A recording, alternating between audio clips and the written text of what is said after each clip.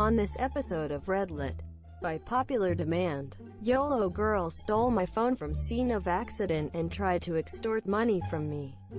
You picked on the wrong underdog. Guy. By popular demand, YOLO girl stole my phone from scene of accident and tried to extort money from me. So I posted this in some shower thoughts YOLO thread. Dozens of people have demanded that I repost it here. Was hit by a car while riding my bicycle. My backpack exploded and stuff was thrown everywhere.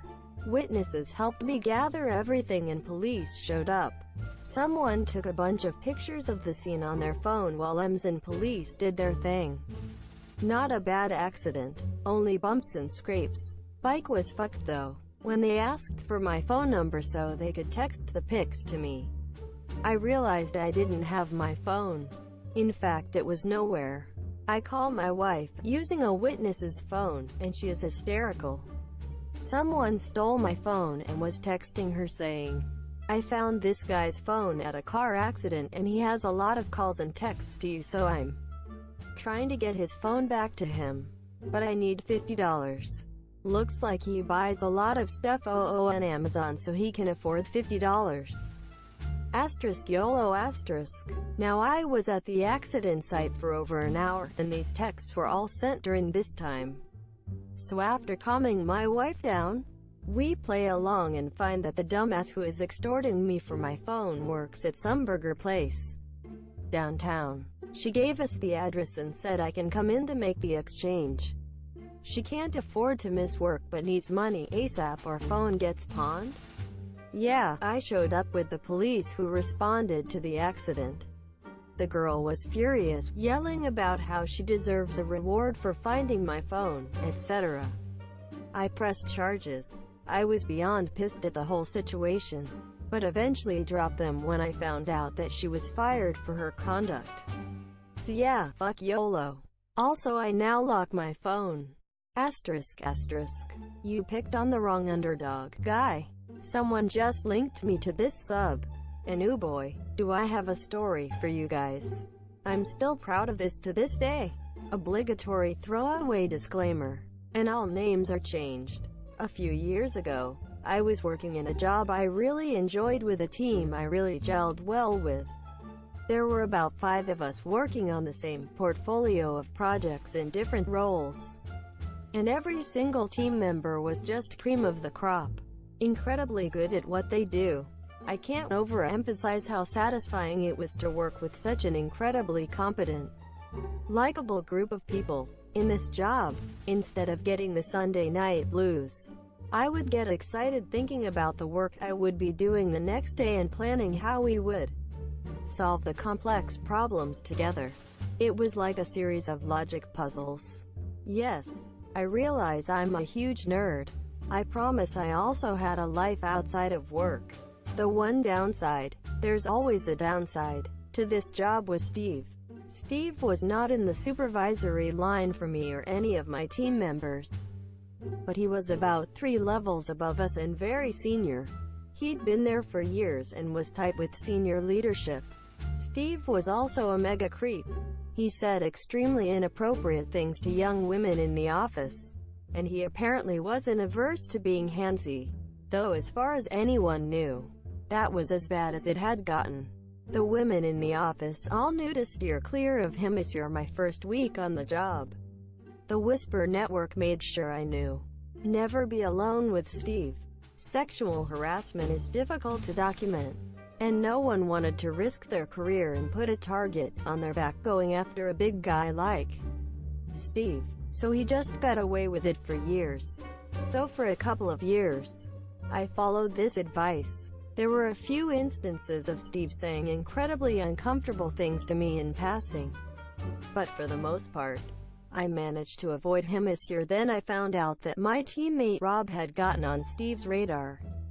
For context, Rob is non-neurotypical and has some minor tickish behavior. He's also shy and easily spirals into social anxiety when put in uncomfortable situations. So one evening at our team's informal weekly happy hour after work, Rob lets it slip that Steve's been giving him a hard time. The rest of us are like, Whoa, wait, what? Because Steve never interacts with staff at our level, except to creep on women. And we basically make Rob tell us everything. Basically for the last few weeks, Steve has been bullying Rob, making fun of his tics, and mimicking his way of speaking back to him. He's also been asking Rob how he can possibly be competent to do his job and implying he's a pity hire. Once he called him a retard. It's clear Steve is seeking out Rob for this. Because, again, there's really no reason for him to interact with our team. Rob has been having horrible anxiety over this situation, and has had bad insomnia and stomach issues since Steve started targeting him and not that. It bears repeating, but just to reiterate, Rob is a fucking beast at his job, and a genuinely good guy.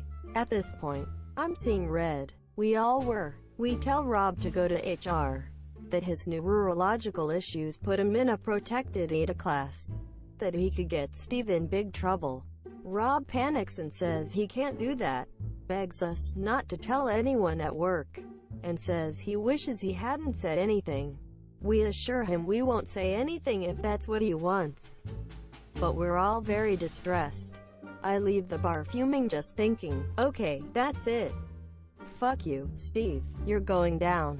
I can't tell anyone about what's happening to Rob, because I promised him as much. So I start my own paper trail. I start baiting Steve, and I don't mean I behave in any suggestive manner or lead him on. I just stop avoiding him, and I even initiate contact myself. I IM him through the company's IM system very professionally, politely asking if a big client will be staying on through the next project cycle. And the floodgates open. He starts sending me outrageously sexual IMs. I mostly don't respond, but I occasionally keep him going by sending extremely literal responses to his innuendo-laden questions or pretending not to understand something suggestive he's saying. Sometimes when he clarifies, I'll outright say, "This isn't appropriate," or "This is making me uncomfortable," or "Please don't say things like that, Steve," but he steamrolls right over me. During this time, I've also been seeing him more in person around the office, and he often says gross stuff to me in person as well. A lot of it not just inappropriate, but bizarre and nonsensical. Is it legal to have an ass like that in that skirt? Lol, what? Every time this happens, I immediately go back to my desk and write down what he said, the date and time, and the names of any witnesses. After about a month and change of this, I compile my creep journal with printouts of the IM conversations and take them to my HR rep. I ask to file a sexual harassment complaint against Steve. As soon as the words "sexual harassment" leave my mouth, my rep instantly gets the head of HR and 2 other reps, and they go through my evidence with me and ask me a ton of questions. The head of HR assures me they'll take my complaints very seriously, and asks if I know of any women around the office who have had similar issues with Steve. I'm able to give them several names. They send me on my way, and 2 weeks later, my rep formally reaches out to me and lets me know Steve has been let go. Much jubilation is had around the office. It took a couple of months for me to piece together the whole story. But basically after my complaint, HR started following up with the names I gave them, both the witnesses to my in-person encounters with Steve, and the other women he'd harassed. They corroborated what I'd told HR, and then through them, word started spreading around the office that HR was conducting a sexual harassment investigation against Steve. This emboldened at least 15 different women who'd been biting their tongues about Steve for ages to come forward and tell their own Steve stories.